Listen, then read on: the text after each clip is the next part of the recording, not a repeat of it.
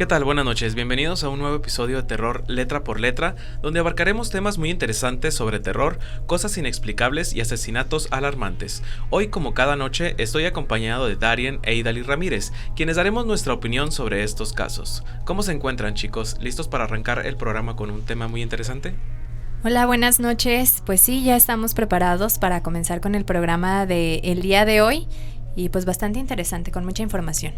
Así es, muy buenas noches chicos, y también ahí en casa les agradecemos que estén con nosotros un episodio más, y esta noche vamos a hablar sobre un tema que nos mueve a los tres, yo creo, y que nos surgen muchas dudas, y que yo creo igualmente a ustedes en casa también les surgen bastantes dudas, y es sobre las posesiones satánicas, posesiones demoníacas o algún trastorno que pueda llegar a tener la persona y que no sea en sí una posesión, porque hace ya bastantes años, estoy hablando como de hace 50 años o 60, que no había avanzado tanto la ciencia como ahora está avanzada.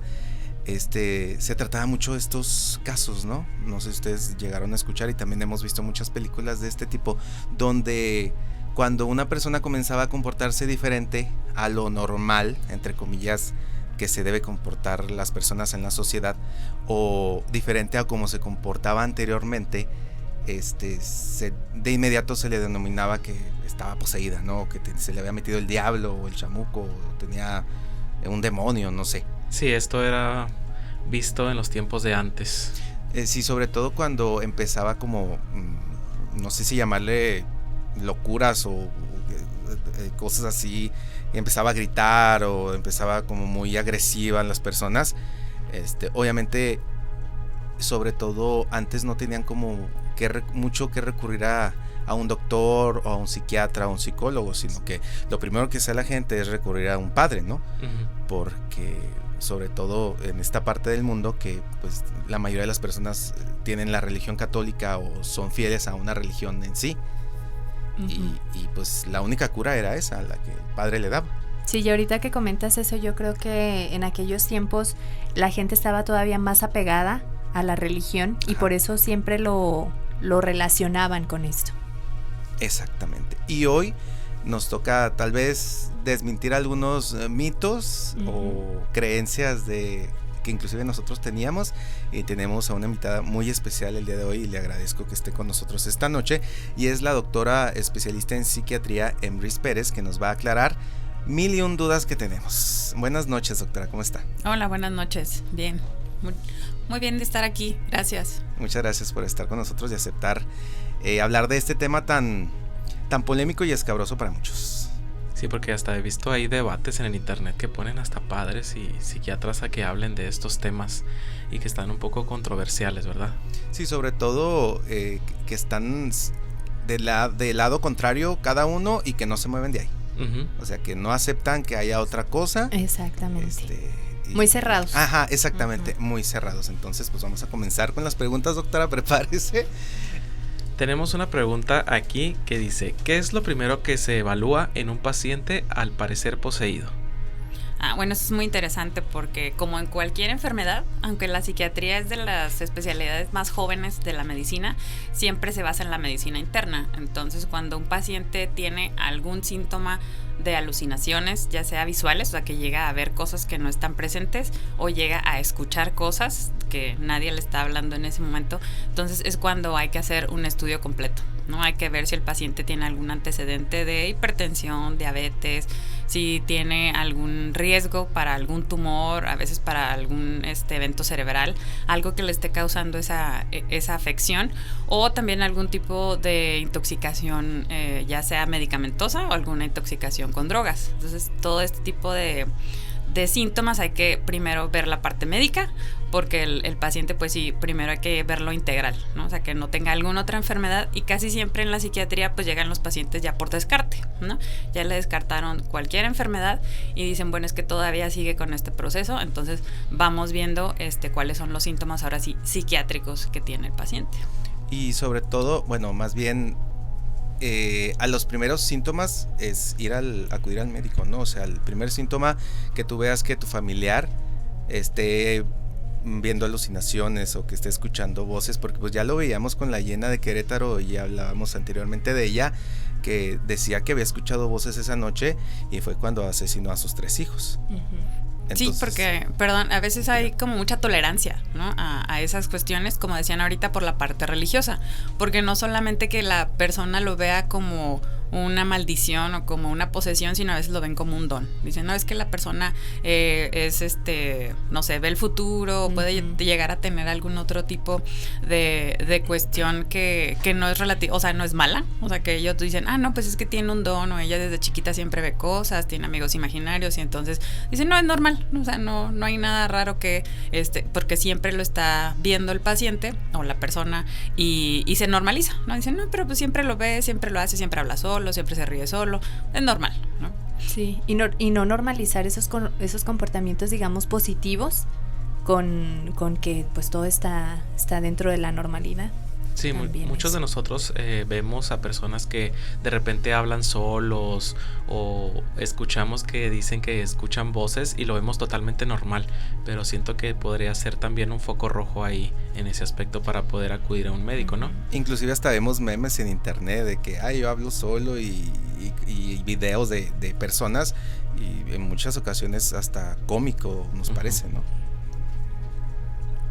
Bueno, pues vamos con la siguiente pregunta, que dice: ¿cuáles son los síntomas más frecuentes que presenta una persona esquizofrénica o con trastornos que se confunde con posesión? Y ahí le agrego, y ahorita no lo aclaraba fuera del aire y quiero que lo traiga a colación de nuevo, es que a todos o a toda la mayoría de las cosas decimos, pues es esquizofrenia, o es posesión o es esquizofrenia, pero hay como que una amplia gama de que no es esquizofrenia y es otra cosa, ¿no?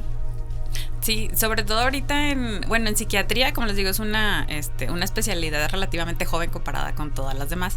Entonces se han hecho varios diagnósticos, pero basados en la estadística. Entonces es como que es lo que se repite más, ¿no? O sea, si un paciente tiene alucinaciones auditivas, visuales, táctiles y tiene algún comportamiento errático, si tiene algún tipo de movimiento estereotipado, por ejemplo, pacientes que repiten mucho los movimientos o que se pueden quedar mucho tiempo quietos, como catatonia, entonces se le va clasificando en diferentes tipos de esquizofrenia, ¿no? Y aparte de esos tipos de esquizofrenia hay, por ejemplo, la psicosis como tal, que la psicosis es un síndrome, ¿no? Entonces hay pacientes que pueden tener trastorno bipolar y una psicosis, hay pacientes con depresión que también pueden llegar a tener psicosis.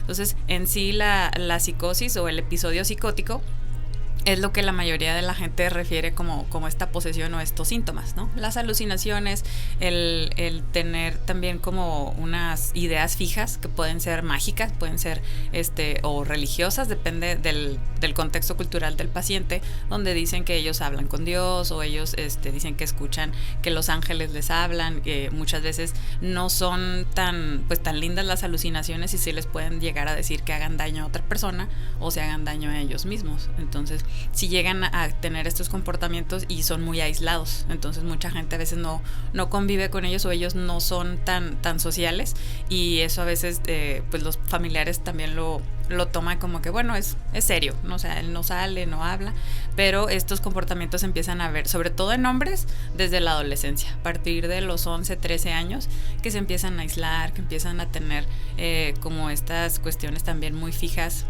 donde solamente pues conviven con ciertas personas que a lo mejor les dan confianza y no tienen esta paranoia de que les puedan hacer daño, ¿no? O el clásico que piensa que lo están persiguiendo, que le quieren hacer daño, que lo vigilan, que tienen cámaras. Y estas ideas realmente son fijas, entonces el paciente sí cree que lo van a atacar y por eso se aísla, ¿no? Se queda como a veces recluido nada más en su cuarto, en su casa, y no sale, y eso disminuye mucho la funcionalidad. Estamos hablando de alguien que está, pues no sé, en la secundaria, en la prepa, y entonces no termina los estudios, no sigue con eso. Si no se le atiende, pues continúa con todos estos síntomas, ¿no? Doctora, ¿y estos casos que menciona o estos síntomas también se pueden ver en personas grandes? Hay algunos tipos que sí se ven de esquizofrenia, a veces cuando no se diagnostica a una temprana edad, porque sí hay síntomas leves de esquizofrenia, y a veces los pacientes también, si se les atiende, no tienen muchos síntomas residuales, ¿no? Entonces hay alguien que puede estar controlado en su esquizofrenia o no tener unos síntomas tan francos, y ya después por alguna otra cuestión como un desbalance metabólico, hormonal, empiezan a tener otra vez estos síntomas. Okay. Por todos estos síntomas que nos comenta, o sea, ¿usted cree que sí sea muy relacionado el tema con las posesiones por los síntomas estos que nos comentaba ahorita? Sí, o sea, a lo largo de la historia lo hemos visto, aunque ahorita decían, no, pues es que a lo mejor en el siglo pasado, no, todavía pasa, ¿no? O sea, hay personas que primero van con el chamán y llegan y les hacen una limpia y luego llegan con el padre, les da la bendición y el paciente sigue francamente psicótico, ¿no? Y ya cuando llegan al hospital psiquiátrico o llegan con el psiquiatra, también pues van como si fuera la última opción o como forzados, ¿no? Así como que alguien les dijo que fueran, y entonces sí se confunde mucho porque la gente no lo ve. Ahorita sí de por sí la psiquiatría está estigmatizada en la salud mental, entonces con esos pacientes que también tienen el estigma de ser agresivos, o sea, porque sobre todo ellos por su idea fija, pues no te van a hacer caso, ¿no? Entonces tú sí les estás diciendo, no, es que no es cierto, ahí no hay nadie, así como que nadie te está hablando, entonces sí se llegan a poner agresivos porque ellos lo están viendo y lo están viviendo en su realidad, ¿no? Entonces lo estás contradiciendo, ¿no? Entonces sí, hay pacientes que se ponen agresivos o empiezan pues yo no he visto que alguien hable en otra lengua, pero sí empiezan a tener lo que se le llama neologismos, o sea, inventan palabras, ¿sí? Entonces ellos hablan como en su propio idioma y nadie les entiende, ¿no? Y empiezan a divagar y a decir otras cosas. También hay algo que se llama como ensalada de palabras, donde juntan palabras que nada que ver una con otra, ¿no? Si tú le dices, vente a comer, sí, comer, sí, cuando comí en tal lugar un burrito, sí, como el burrito, que una vez me subí en el burrito en el carrusel, y entonces empiezan a hacer una asociación laxa de palabras y no tiene nada que ver una con otra. Entonces su idioma no es congruente, no es coherente, no es lógico. Okay. Muy importante mencionar esto porque yo creo que pues ahorita estamos tocando un tema bastante, pues que podría tocar sensibilidades de las otras personas, porque no queremos estigmatizar a absolutamente nadie que esté escuchando el programa de que la esquizofrenia va totalmente relacionada con una posesión o con algo malo, para que no vayan ahí. Sí, sino que solamente hay algunos tipos. Ajá, y yo me quedé con una duda con respecto a la psicosis o episodios psicóticos. ¿Son nada más de un rato los episodios psicóticos? Sí, los episodios psicóticos se dividen, por ejemplo, en episodio psicótico breve, que tiene que durar menos de un mes. O sea, el paciente, por cualquier razón, de una depresión, de algún tipo de sustancia, algún tipo de enfermedad, puede tener estos episodios y se le toma como breve. Y normalmente se le inicia un medicamento que son pues antipsicóticos, y entonces empiezan a tener una mejoría, ¿no? Entonces, que yo creo que en esos episodios es cuando más creen las personas que esta persona que tiene el episodio está pasando más bien por una posesión, ¿no? Yo creo que porque es un aumento de todos los síntomas en ese momento y las demás personas dicen, no, pues ya se le metió el chamuco. Sí, la mayoría por la paranoia empiezan a tener privación de sueño, entonces no duermen por estar al pendiente de si alguien los vigila, si alguien pasa por su casa, no sé, anotan las placas del carro que está ahí enfrente. Entonces, al estar tan hiperalerta, también eso desgasta más la parte cognitiva, entonces el paciente razona menos, ¿no? Entonces sigue, es como un círculo vicioso que sigue con la psicosis, sigue con las ideas, y hasta que no tiene un tratamiento, entonces ya o se quita la causa, no digo si es por droga, si es por alguna enfermedad, hasta que no se maneja la causa de que le está dando todos estos síntomas, es que el paciente entonces baja ese nivel de alerta. Es dependiendo del síntoma que tenga el paciente, ¿no? Sí. Y yo tengo precisamente una pregunta, y esto primero quiero platicarles acerca sobre qué es un exorcismo, o más o menos a grandes rasgos, como que se necesita para ser candidato a un exorcismo, se podría decir. Y lo que según yo investigué es que para un exorcismo se debe cumplir con algunas características que no tengan explicación médica, como por ejemplo la habilidad sobrenatural de, por ejemplo, levitar o lanzar cosas con la mente. También hablar idiomas antiguos, que ahorita pues ya nos mencionaba que muchos no eran idiomas, sino que pues una combinaciones de palabras, o aversión también a símbolos sagrados. Y esta práctica la determina un sacerdote, o sea que dice, no, pues él ya es candidato a un exorcismo o algo así. Y de hecho no nada más la Iglesia Católica, sino también diferentes iglesias practican esto, lo que se podría denominar como un exorcismo. Y hay un ejemplo: en el 2017 en Nicaragua, una iglesia pentecostal realizó un exorcismo que resultó en la muerte de una chica llamada Vilma Trujillo.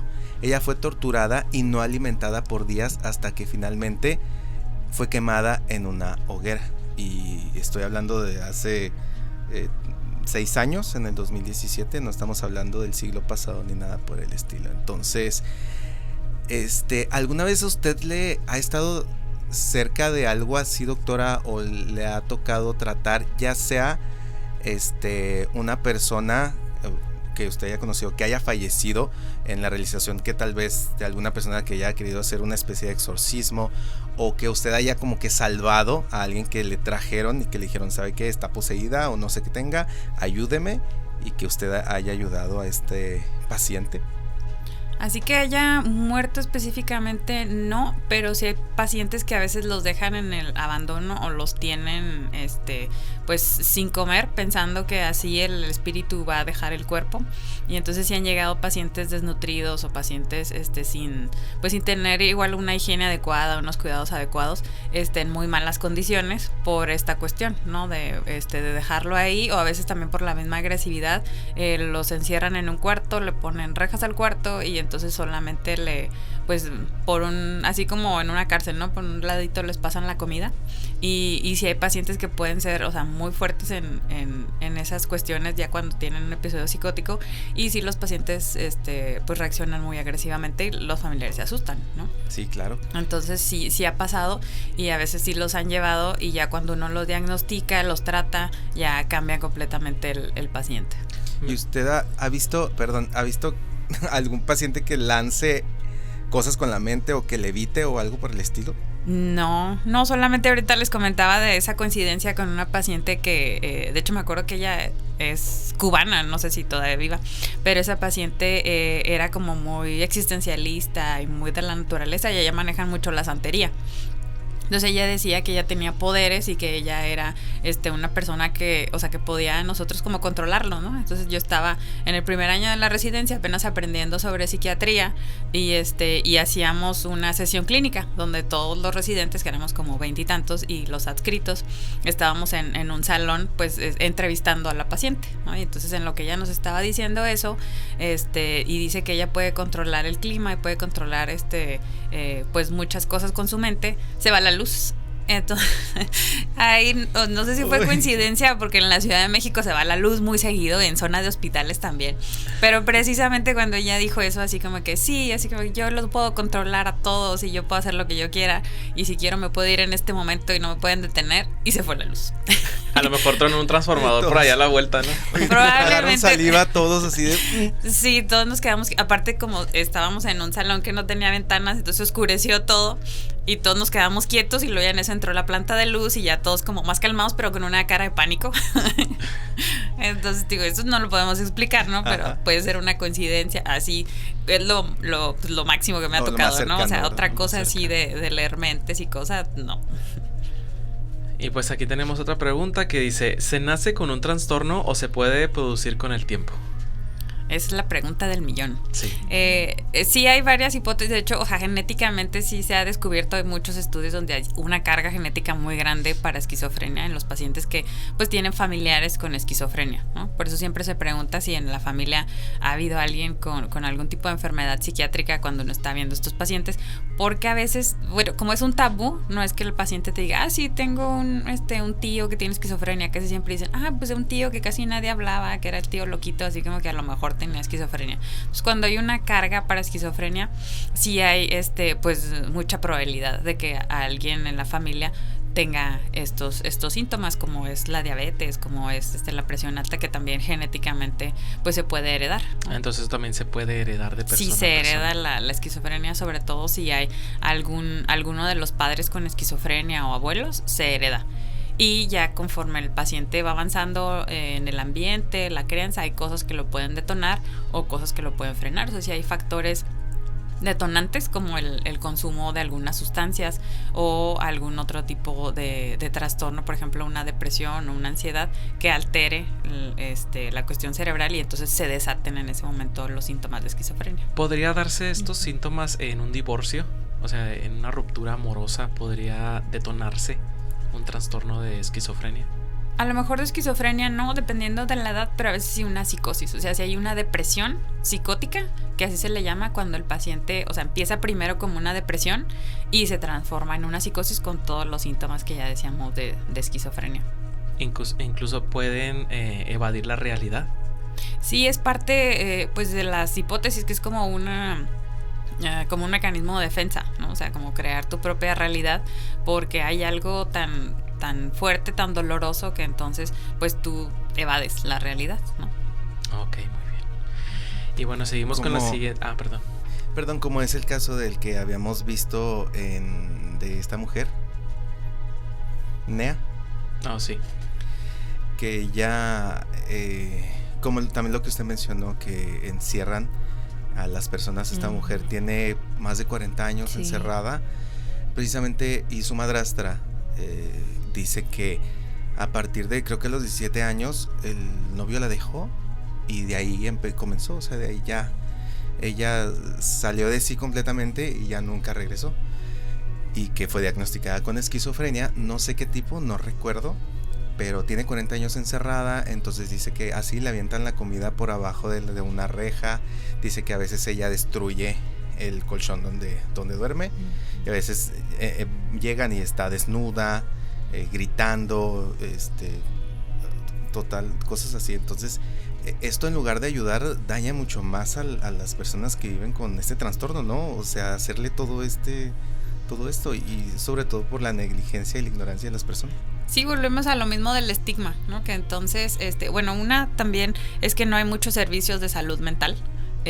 Los que hay están como estigmatizados, ¿no? Así como que, o sea, a mí me acuerdo cuando empezamos a ir al hospital psiquiátrico, era mucha gente así como que, ay, pero ¿cómo en el psiquiátrico? Así, pero ¿por qué vas ahí? O ¿por qué? O sea, no, es que ahí de seguro tienen a todos amarrados o los tienen con camisa de fuerza, y de repente iban y veían que los pacientes estaban en el patio jugando basquetbol, o sea, unos pacientes crónicos que vivían en su mundo, pero podían convivir con otras personas y no eran para nada agresivos, estaban medicados, estaban cuidados, y no era como esta película hollywoodense donde todos los pacientes así iban y te atacaban o hacían precisamente cosas agresivas, ¿no? Entonces el abrir un poquito el tema y el panorama también es para eso. No, esquizofrenia significa paciente agresivo, ¿no? O sea, no es lo mismo, no es sinónimo y no es algo en lo que se le tenga que temer. Si no tiene tratamiento, pues continúa con su enfermedad y sí se puede poner agresivo, ¿no? Entonces, si hay pacientes que no reciben el tratamiento, que no están bien cuidados, porque también se descuidan de otras áreas, ¿no? O sea, a lo mejor esta paciente ya de 40 años presenta hipertensión o presenta diabetes, no se le atiende, no se le lleva los servicios por este miedo, ¿no? Entonces sí, llega a ser algo que les afecta porque completamente se aíslan, no los ponen aparte y le quitan todos sus derechos humanos. Exacto. En un hospital psiquiátrico, doctora, ¿se puede clasificar al paciente psiquiátrico ya sea por del más tranquilo al más agresivo? Pues en cuanto a agresivos, ya cuando están en el hospital, que todos que están medicados, pues todos están tranquilos. Okay. Digo, dependiendo de la enfermedad, por ejemplo, hay algunos que llegan a tener como alguna epilepsia, que sí es muy comórbida, o sea, aparte del trastorno psiquiátrico, tienen tienen epilepsia, y entonces a veces eso sí les da poco control de impulsos.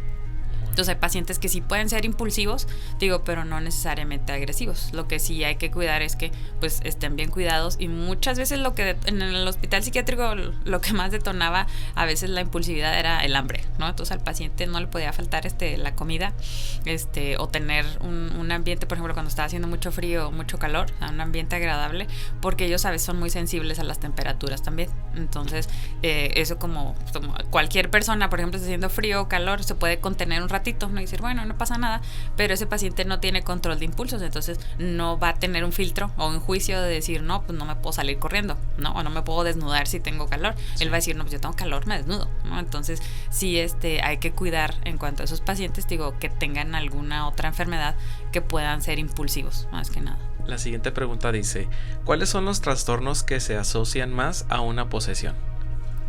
El clásico sería pues la esquizofrenia paranoide, y hay otra que se llama esquizofrenia hebefrénica, que es como desorganizada, ¿no? Donde el paciente puede tener muchas ideas a la vez, y como les comentaba de la ensalada de palabras o de los neologismos, que empieza a tener un idioma muy errático. Entonces eso es lo que más se relaciona, porque el paciente en realidad no tiene como una constancia en los síntomas, ¿no? O sea, puede creerse Superman y luego puede creerse una caricatura y puede estar como brincando de un lado para otro, y eso es lo que hace que su cerebro esté muy inconstante en todo eso. Entonces eso es lo que más llama la atención, porque a veces no tienen, como un comportamiento lógico, y entonces los pacientes llegan a tener alucinaciones de todo tipo, o sea, porque en los 5 sentidos uno puede llegar a tener alucinaciones. Entonces pueden llegar a oler cosas, a ver cosas, a escuchar cosas, a sentir, a veces comen algo y sienten que están comiendo otra cosa, como el gusto también está alterado.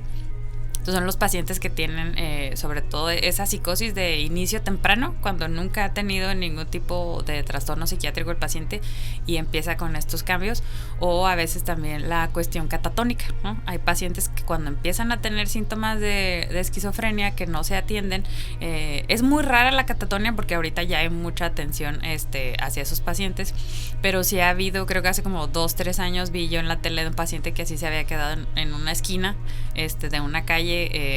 Creo que iba a la tienda y se quedó con la bolsa del súper en la mano y se quedó así tieso, ¿no? Y entonces pasaron las horas y la gente lo empezó a ver que se quedó ahí y se quedó catatónico, lo movían y se quedaba en la posición que lo movían como un maniquí. Sí, vi el entonces, video. Sí, y entonces es muy impresionante, porque dices, pues, ¿qué le está pasando? ¿No? O sea, y si la gente puede decir, pues está poseído, por eso el demonio no lo deja moverse, o por eso está en esa posición extraña, y, o sea, en una posición que a lo mejor te dolería el cuerpo de estar ahí, y la gente lo tolera, o sea, se queda en esa posición. Pero llega a ser algo como lo más común, ¿no? La catatonia, la esquizofrenia hebefrénica, que es la más desorganizada, y pues la esquizofrenia clásica, que es la paranoide. Y es que la mente es muy poderosa, doctora. Eso sí. Sí, o sea, tal forma de que la persona no se pueda mover y dure horas, así como lo comentaba, es algo que pues va más allá, ¿no? Ninguna molestia. Ajá, de que no podríamos entender nosotros que pues podemos hacer las cosas así, normal, ¿no? Sí, es difícil ponerse como en ese lugar y entender esos comportamientos. Doctora, el atender estos padecimientos es costoso. En cuestión de todo eso, ¿cómo afecta, digamos, a una familia económicamente hablando? Tal vez pues una persona que gane el mínimo podría solventar tal vez los gastos de llevar un tratamiento como para una enfermedad así. Sí, hay varios tratamientos, pues yo creo que lo más costoso sería una hospitalización, ¿no? O sea, cuando el paciente ya llega a un grado donde se tiene que internar, eso sería lo más costoso, pero la cuestión aquí en cuanto a lo económico es que es una enfermedad crónica. Es así, no se cura, no se controla.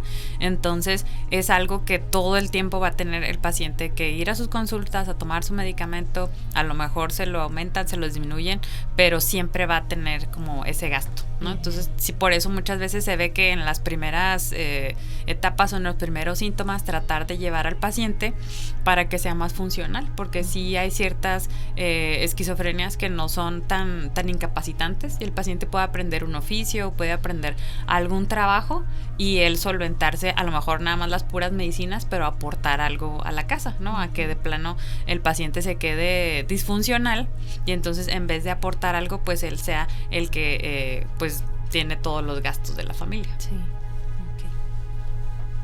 Y referente a esa pregunta que hiciste, Ida, hay otra pregunta que dice, ¿una persona que lleva tratamiento de esquizofrenia puede llevar una vida normal?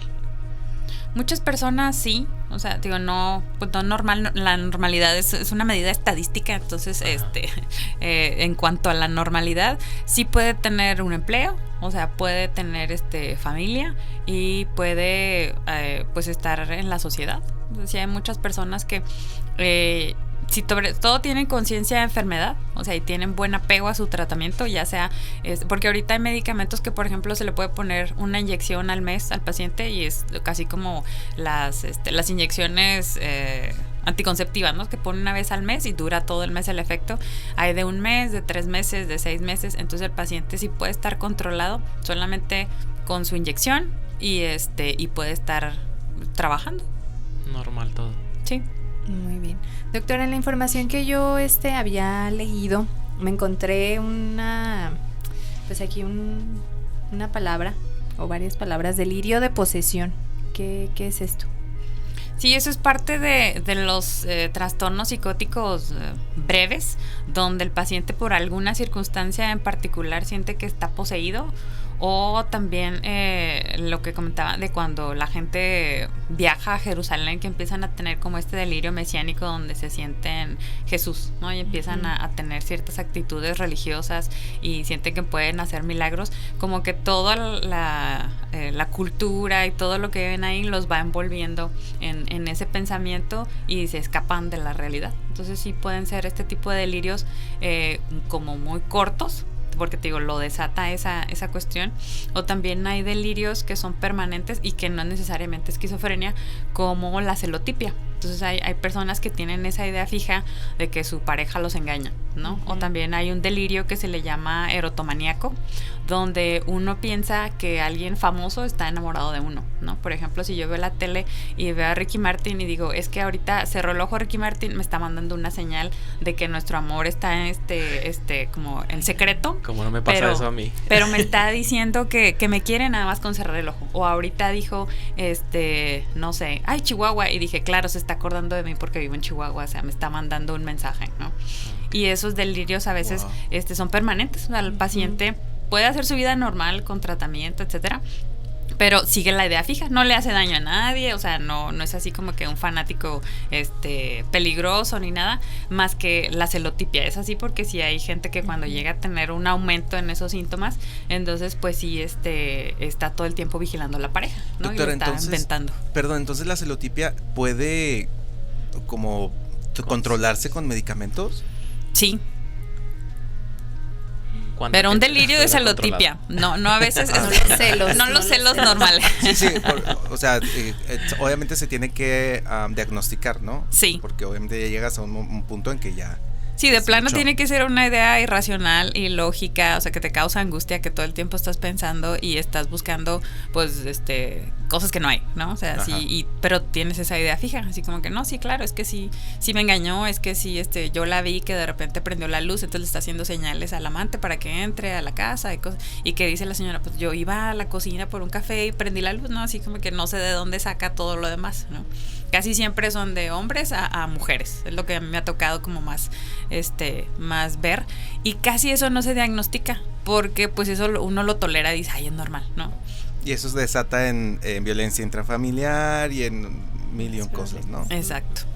O como estos videos que vemos en internet de chicas quebrando los vidrios de los carros o quemándoselos o poniéndole ahí cosas infieles, podría desatarse, ¿no? También. Sí, pues, algo muy errático. Ya para cerrar, ya con este episodio de esta noche, yo quiero preguntarle a usted a nivel personal, doctora. Les recuerdo que estamos platicando con la doctora Emrys Pérez. Ella es doctora especialista en psiquiatría. Quiero preguntarle a usted si usted alguna vez haya visto, le haya tocado en su experiencia de que le han hecho estudios a esta persona, estudios médicos, ya va con usted, le hace todos los estudios a usted pertinentes de psiquiatría y la persona sigue igual. Entonces es ahí donde no sé si se acepta una posesión o qué pasa, o si usted alguna vez ha aceptado de que pues tiene una posesión satánica, o de plano no se sabe. Pues hasta ahorita no me ha tocado así tal cual como la cuestión satánica, porque te decía que puede haber, o sea, delirios que no precisamente son satánicos o negativos, ¿no? O sea, una vez sí nos pasó, digo, y también son cuestiones que uno dice, pues, ¿cómo? Entonces, porque una paciente sí llegó con un delirio religioso donde ella decía que veía a Jesucristo en la cruz y entonces ella tenía que rezarle y esa era la orden que le estaba dando. Entonces la paciente ya tenía como una semana de rodillas y veía así como a una esquina y decía que ahí estaba Jesucristo y que ella le estaba rezando y pero la paciente no se levantaba, no comía, entonces tenía ya las rodillas deshechas por estar todo el tiempo hincada. Y precisamente la estaban revisando en el Instituto Nacional de Psiquiatría, que fue donde yo estudié, y entonces no servía el resonador en ese momento, ¿no? Siempre que llegan los pacientes se les hace un electroencefalograma, radiografía, cardiograma, estudios de laboratorio de perfil tiroideo, porque a veces son muy los pacientes pueden llegar a tener algún tipo de enfermedad tiroidea donde pueden tener estos síntomas, y precisamente el resonador era el que no servía, ¿no? Entonces todo el mundo diciendo, no, es que la paciente, entonces le empezamos a dar medicamento 1 día, 2 días, 3 días y nada, le subieron la dosis y nada, y la paciente seguía así, ¿no? Entonces sí, muchos empezamos a dudar, decimos, pues es que ¿qué le pasa, no? Porque la paciente no responde a tratamiento, no tiene ninguna otra cosa más que el delirio, ¿no? O sea, y ella rezaba y tenía su rosario y no, o sea, no podía dejar de rezar por más que tú le llevaras comida, le dijeras que se tenía que levantar e ir a dormir, etcétera. Y cuando ya después le hicieron el estudio, resultó que tenía un tumor en el área occipital, que es donde está el área visual. Y entonces ella sí lo estaba viendo y sí lo estaba viviendo, ¿no? Entonces en un momento sí nos hizo dudar, te digo, porque no teníamos el estudio. Entonces, así como eso, te digo, ahorita tenemos ese estudio y podemos demostrar eso, pero a lo mejor hay muchas cosas que no podemos demostrar y no podemos realmente ahorita saber científicamente qué le pasa al paciente, ¿no? A lo mejor hace, no sé, 50 años que no había la facilidad de un resonador, pues si la paciente lo hubieran exorcizado o hubieran hecho alguna otra cosa. Entonces faltan muchísimas cosas por descubrir y digo, y otras que no le podemos dar explicación en este momento, entonces hay que tomar todo en cuenta, ¿no? O sea, desde el contexto cultural de por qué el paciente tiene ese delirio, si tiene alguna otra enfermedad, si ha estado en alguna otra situación que se lo provoque, como decían ahorita, una depresión, un divorcio, etcétera. Digo, pero sí estar abiertos a hacer pues mucha investigación sobre el por qué le está pasando eso a la persona, pues para ayudarlo, ¿no? Súper interesante, sobre todo que no se cierran a nada, y yo creo que eso es lo interesante, ¿no? Que no cerrarse de que es esto o es aquello, sino que verlo de todos los ámbitos y sobre todo abrir esta puerta para seguir investigando y seguir pues viendo por qué pasan este tipo de situaciones, ¿no? Y sobre todo también este programa lo hicimos también para aclarar muchas dudas, muchos mitos y tal vez hasta salvar una vida, ¿no? Porque como ya lo comentamos a lo largo del programa, muchas personas a lo largo de los años, sobre todo antes, han fallecido por este tipo de cosas y que no se sabe que tenía un trastorno y se le deja sin comer, pasan estas cosas. Entonces, si usted conoce en su casa o alguien cercano que a lo mejor tiene algunos episodios psicóticos, y ya lo vimos también con la Llena de Querétaro, la vuelvo a mencionar, que tuvo un episodio, en ese momento asesinó a sus tres hijos. Entonces, igual y podemos salvar una vida con este tipo de información, ¿no? Sí, aquí ha habido también varios casos, digo, yo trabajaba en el hospital psiquiátrico y como no hay, sí hay en el país la especialidad de psiquiatra legal y forense, que son los que realmente, pues los que hacen los dictámenes y los peritajes de los pacientes imputados para ver si son imputables o bueno, inimputabilidad o imputables del delito, y entonces ahí es donde los pacientes realmente, pues son estudiados a fondo para ver si en ese momento estaban conscientes de lo que estaban haciendo o no. Y sí es muy importante hacer eso. Y a mí me tocaba ver casos así, ¿no? Veíamos casos de todo, pero digo, unos tenían que ver con drogas, otros tenían que ver con otro tipo de síntomas, pero sí me tocaron varios pacientes por asesinato. Te digo que había que hacerles algún tipo de estudio para ver si en ese momento estuvieron conscientes y pues cambia completamente el juicio, cambia completamente el destino del paciente, ¿no? Que pueda él estar a lo mejor en un hospital psiquiátrico recluido o en una cárcel de mínima seguridad a que esté en la cárcel y con ese diagnóstico y sin un tratamiento. Sí, porque una vez en la cárcel ya no pueden, obviamente se descarta cualquier trastorno y ya vas como una persona sana, se supone, ¿no? Sí. Como un preso más. Ajá, qué importante estos estudios también. Y ahorita que lo menciona también, qué importante lo que decían de que una persona puede realizar un acto criminal bajo las sustancias de un químico, ya sea alguna droga. Sí, las drogas, de hecho las drogas son parte de lo que hace que uno pues no esté consciente de la realidad, ¿no? Entonces, ajá, dependiendo qué tipo de droga tú consumes, si es un tipo, bueno, se dividen en depresores y estimulantes, ¿no? Entonces, si tú consumes algún estimulante como cocaína, como metanfetaminas, entonces tú puedes estar muy eufórico y en ese momento pues se nubla el juicio, ¿no? Tú no mides el peligro y puedes llegar a hacer muchas cosas impulsivas. Y cuando son depresores del sistema nervioso, pues como por ejemplo alucinógenos, hongos, cannabis, etcétera, entonces ahí llegas a alucinar, y si tú alucinas, como dicen, un buen viaje, pues a lo mejor alucinas con algo placentero y te la pasas bien, y si es un mal viaje, pues puedes hasta alucinar que alguien te ataca y puedes llegar a reaccionar, ¿no? Como cualquier persona que se defiende. Pues no deja de ser droga, ¿verdad? Exacto. Entonces digo, no deja de ser que en ese momento tú conscientemente pues ingeriste algo que pudo alterar tu realidad. Sí, porque mucha gente dice, es que porque consumes marihuana no pasa nada, es muy tranquila, pero no, puede ser de que con la misma marihuana puedes realizar algún acto criminal, puedes tener, ¿no?, alucinaciones tal vez, ¿no? Que la marihuana sí, pues como depresor como tal, igual a la larga, o sea, con el uso crónico también causa mucho deterioro cognitivo, o sea, como en la memoria, en la concentración, en la atención. Entonces puede haber, muchas cosas que a lo mejor no lo hagas como agresivo, pero puede ser negligente, ¿no? Si vas manejando bajo los efectos, que no te fijes, que tengas un accidente. Entonces sí son consecuencias del consumo.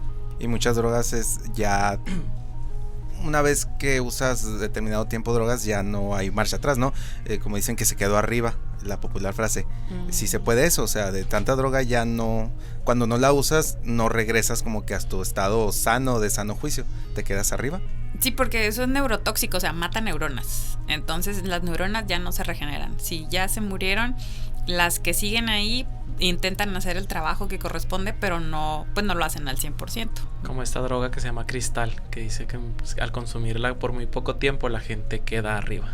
Sí, un maestro de nosotros nos decían, es que hagan de cuenta que consumir cristal o consumir algún otro tipo de sustancia, los que son los inhalantes y el cristal, decía, el cerebro es grasa, ¿no? Básicamente es pura grasa. Entonces hagan de cuenta que ustedes agarran una barra de mantequilla y la meten en un ácido, ¿no? Entonces se deshace. Dijo así, cada vez que la persona consume estas sustancias, se van muriendo sus neuronas, ¿no? O sea, se van acabando los millones de neuronas que tenemos y van quedando algunas y tratan de suplir todas las funciones que tiene el cerebro, pero no alcanza. Muy bien. Y pues bueno, pues vamos a despedir este programa, pero más que nada pues agradeciendo la participación de la doctora por habernos ayudado con este tema muy interesante. Sí, sobre todo que nos aclaró muchísimas dudas y que estuvo abierta a todas las preguntas que le hicimos y las respondió al 100%.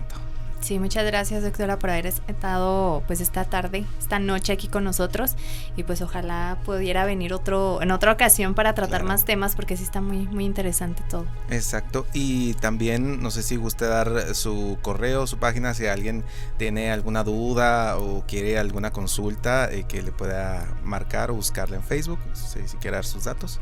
Okay. Sí, pues muchas gracias por la invitación, y siempre pues hay que estar abiertos a quitar el estigma y hablar de estos temas tabú para que ya dejen de ser tabú.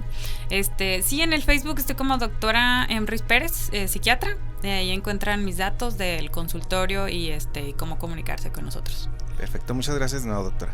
Hasta luego, gracias. También estamos en todas las plataformas como Terror Letra por Letra en Spotify, Apple Podcast, YouTube, Facebook y por supuesto TikTok, para que nos apoyen dándole like, siguiéndonos y compartiendo.